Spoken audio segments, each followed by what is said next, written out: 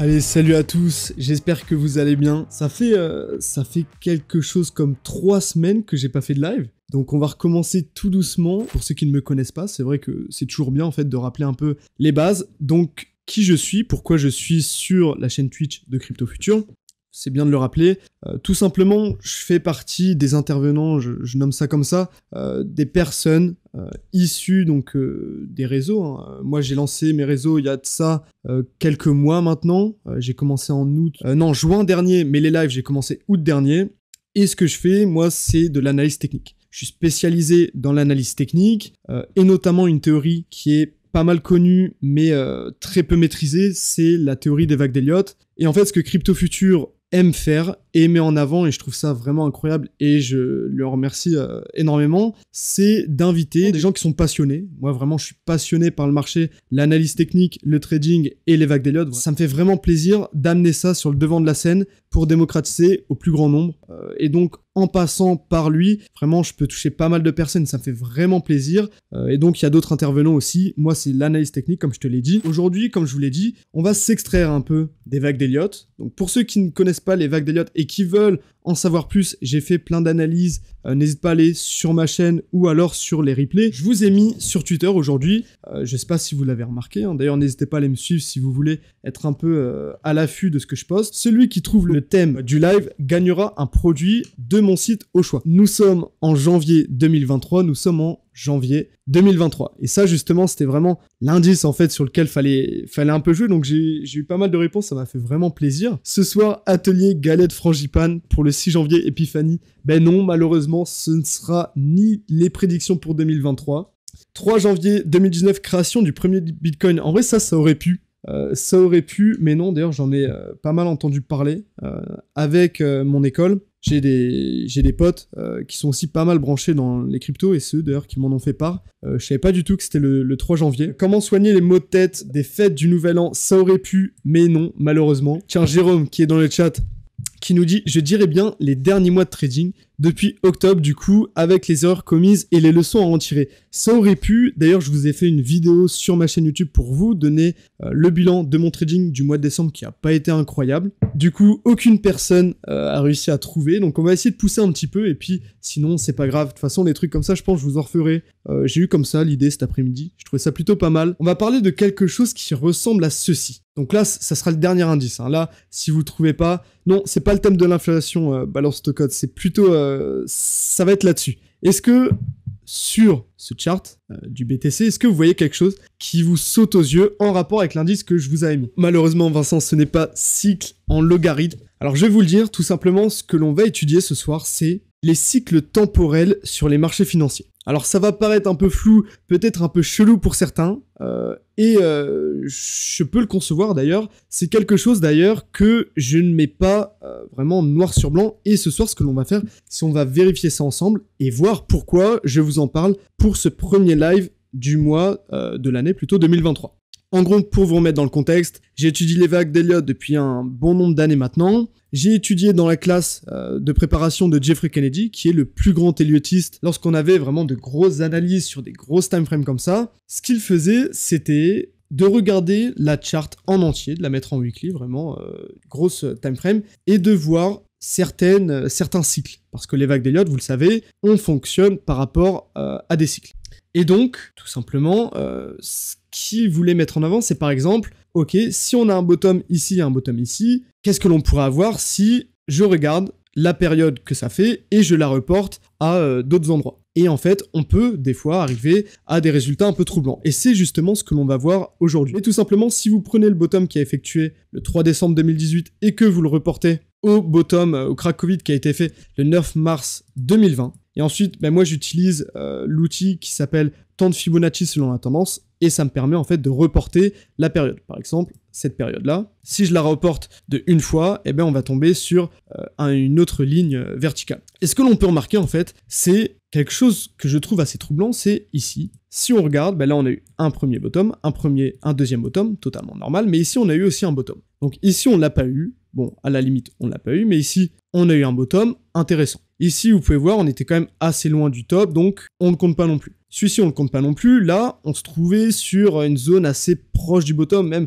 potentiel bottom. Ici, on est arrivé sur un top, donc assez troublant aussi. Ici, bon, pas fou, hein, vraiment pas fou. Et ici, on est vraiment très proche d'un top, donc on peut le compter ici aussi. Alors après, on pourrait se dire c'est de la chance. Bon, ça, c'est une analyse que je vous fais comme ça, vraiment très simplifiée. C'est vraiment pour vous faire une première étape dans l'analyse des cycles temporels, mais vous allez voir quelque chose de plus troublant. Une autre chose que stipule Jeffrey Kennedy, et là, c'est pourquoi en fait je vais vous faire le live aujourd'hui, c'est il aime bien sortir la phrase, alors la traduction, je vais pas vous donner en anglais, mais en français, ça donne quelque chose comme « Les moments les plus importants sont les premiers moments d'une période ». Par exemple, la période la plus importante de l'année, ça sera pendant le premier mois. La période la plus importante de la semaine, ça sera par exemple le lundi. La période la plus importante dans 10 ans, ça sera la première année. Et c'est exactement ce que l'on va voir aujourd'hui. Et pourquoi du coup aujourd'hui ? Ben, on est en janvier, donc c'est le premier mois de l'année, c'est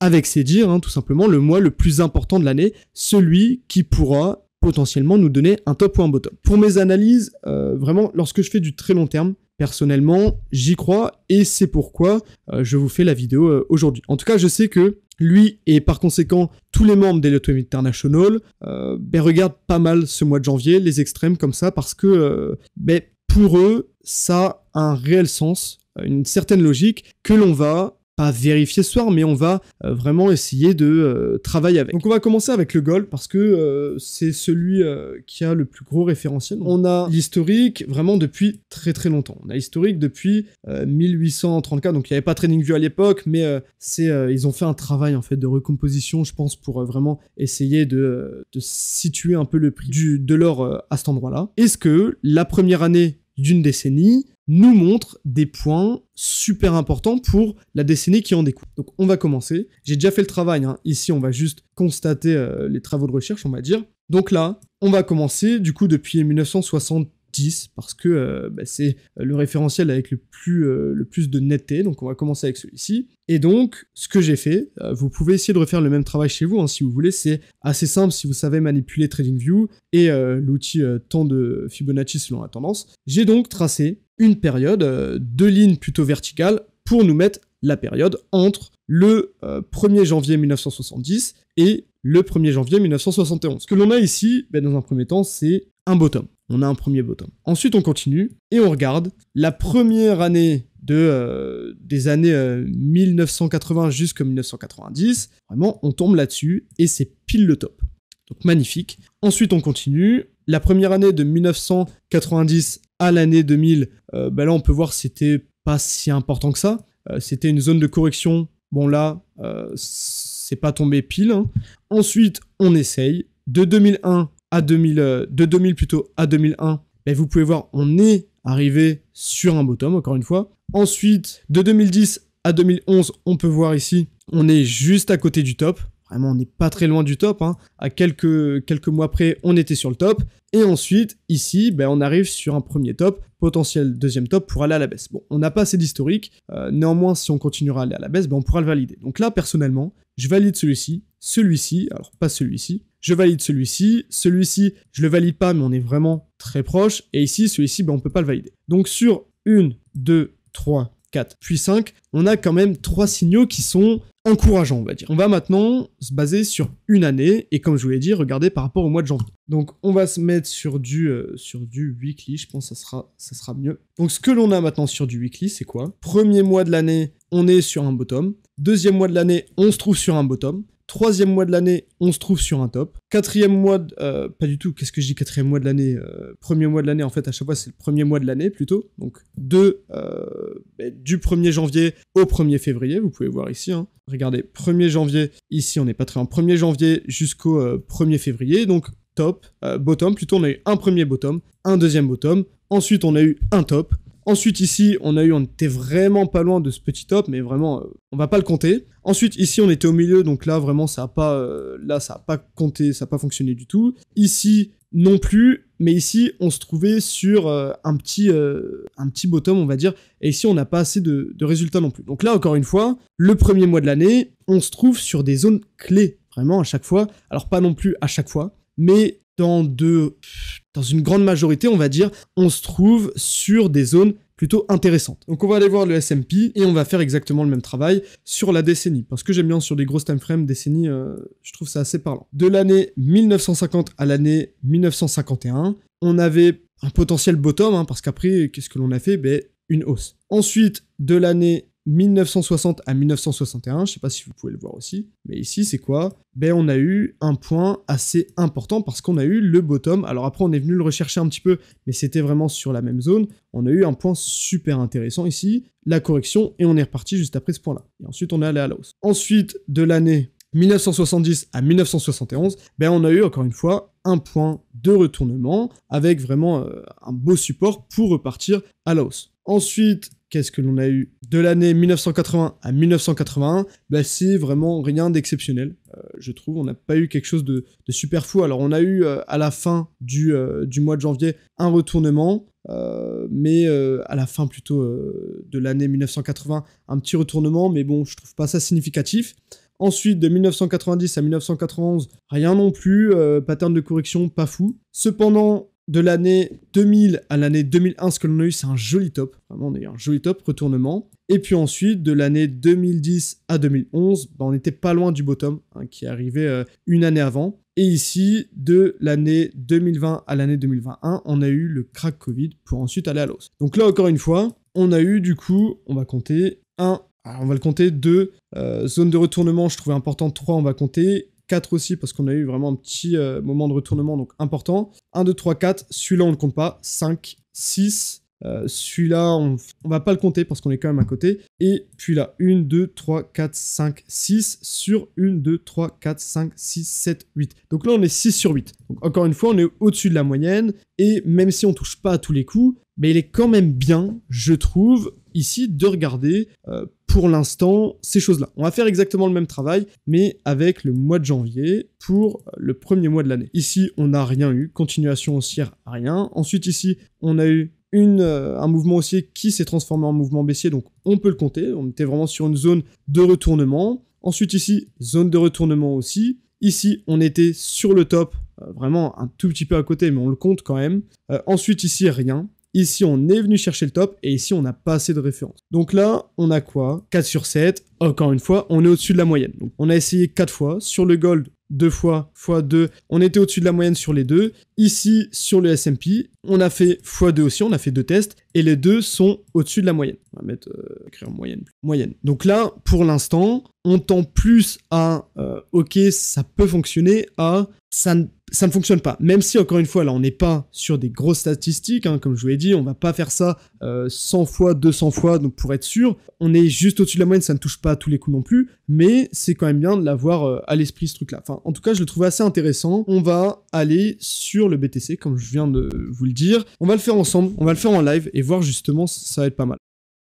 Donc dans un premier temps, ce que l'on peut voir ici, c'est une zone, on a eu un petit rebond, mais vraiment rien d'exceptionnel, vraiment ici. Alors après, on était à côté du bottom, on va continuer.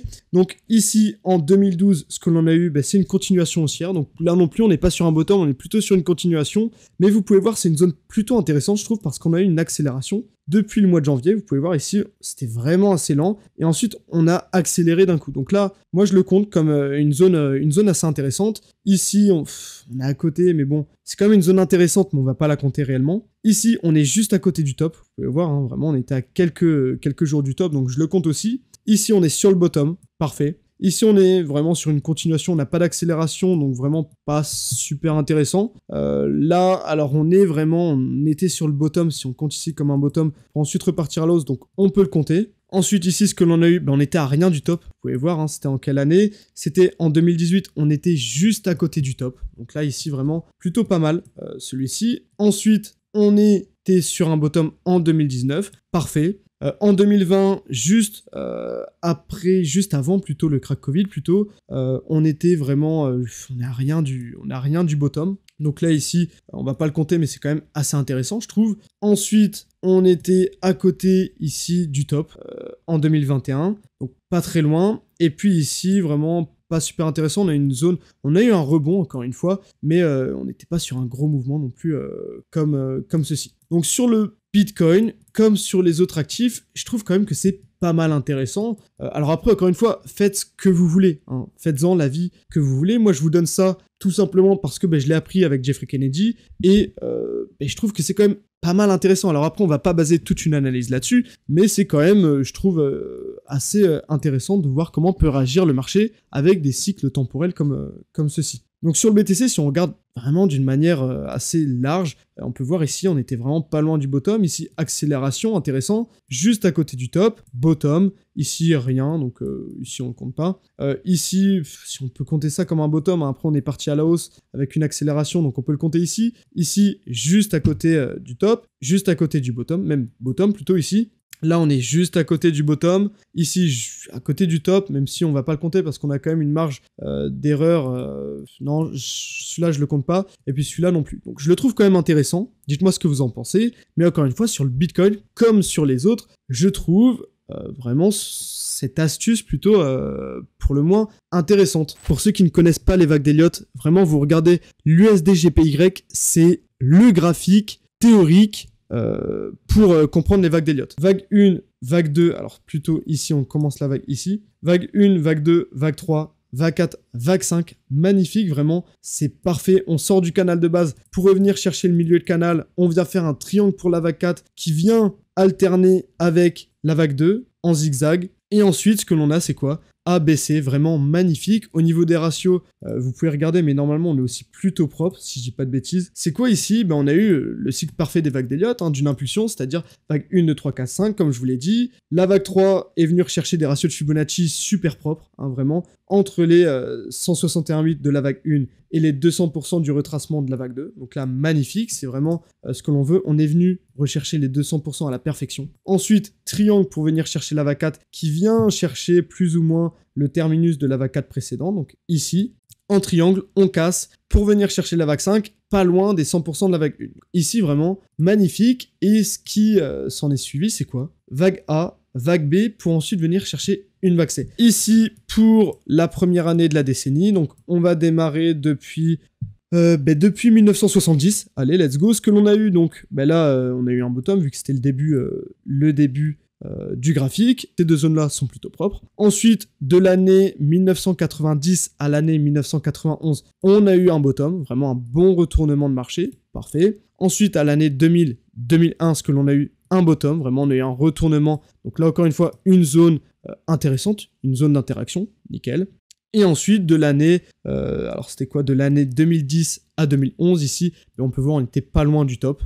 Pourquoi pas, on peut le compter ici. Et de l'année 2020 à l'année 2021, on a eu un retournement. Hein, là, on a eu notre pattern de correction pour ensuite retourner à la baisse. Donc là, encore une fois, on a eu 1, 2, 3, 4. Ici, on pourrait le compter hein, si vous voulez. Et puis ici, alors du coup, 1, 2, 3, 4, puis 5 sur 6 mouvements. En gros, ce tout dit, temps de Fibonacci selon la tendance, c'est quoi? C'est un outil qui va te permettre d'étudier une zone. Donc par exemple, je vais prendre toute cette période-là. Donc je fais un premier clic de cette date-là jusqu'à cette date-là. Et je vais avoir une période. Donc cette période-là, ça va être de la période 0 à 1. Tu vas avoir la période de 0 à 1 ici. Donc ça va être une période. Ensuite, tu vas...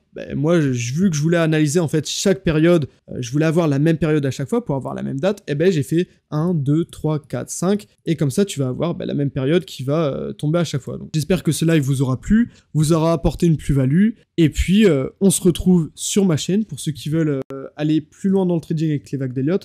Elliott Wave, donc voilà, c'est ici. Pour mon Twitter, je vais vous mettre aussi @ElliottWave, pas compliqué. Et puis voilà, donc je vais poster une vidéo vendredi je vais faire une analyse sur une action. Sinon, comme d'habitude, pour ceux qui ne me connaissent pas, je fais des analyses plus long terme sur les médias, sur YouTube plutôt, YouTube, Twitter, que ce soit sur les cryptos ou sur les actions. Et puis, si vous voulez aller plus loin dans le trading avec moi, ça se passe sur mon service professionnel, Wavescopy. Tout est sur mon site internet que je vous mets dans le chat en ce moment même. Donc voilà, on va se laisser là-dessus. Bonne fin de semaine à vous. Et puis, merci encore pour votre écoute et bonne soirée. Allez, salut!